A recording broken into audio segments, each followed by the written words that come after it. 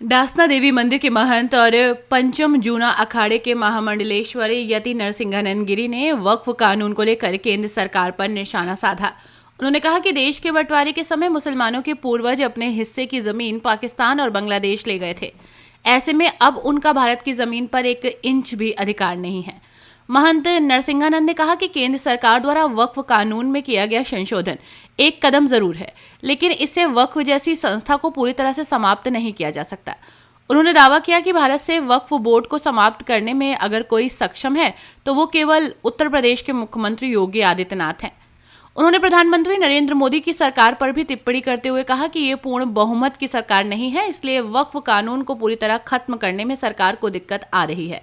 उन्होंने वक्फ को भूमाफिया संस्था करार देते हुए कहा कि जब देश का विभाजन हुआ तब मुसलमानों को पाकिस्तान चला जाना चाहिए था।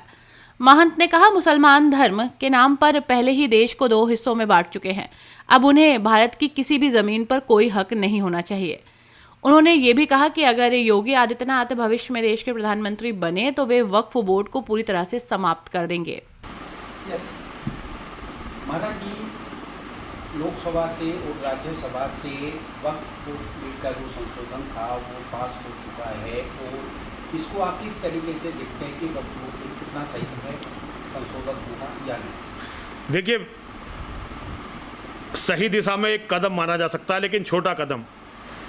हम सभी को एक बात समझनी चाहिए, मुसलमान जो आज भारत में रहता है उसके बाप दादा अपना हिस्सा, अपने हिस्से की ज़मीन लेकर पाकिस्तान और बांग्लादेश 2 देश बनवा चुके हैं।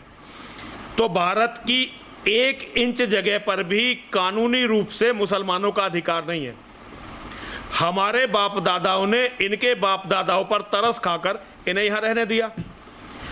आज वक्फ बोर्ड एक भूमाफिया की तरह काम करने लगा है, तो ये बहुत ही बड़ा अन्याय है सनातन धर्म के साथ और भारत राष्ट्र के साथ। वक्फ बोर्ड नाम के भूमाफिया को भारत में होना ही नहीं चाहिए। अगर सरकार में दम होता तो सरकार वक्फ बोर्ड को ख़त्म करती, लेकिन क्योंकि सरकार अब लगड़ी सरकार है, इतना बड़ा डिसीजन शायद प्रधानमंत्री जी नहीं ले सकते। तो वक्फ बोर्ड के जो माफिया वाला रोल है, उसका जो दुष्प्रभाव है, उसे कम करने के लिए जो ये कदम उठाया गया है, मैं समझता हूँ कि इसका भी समर्थन किया जाना चाहिए। और उम्मीद की जानी चाहिए कि कल जब योगी आदित्यनाथ जी महाराज भारत के प्रधानमंत्री बनेंगे तो वो वक्फ बोर्ड नाम के भूमाफिया को जड़ से समाप्त करेंगे और फिर वक्फ बोर्ड रहेगा ही नहीं।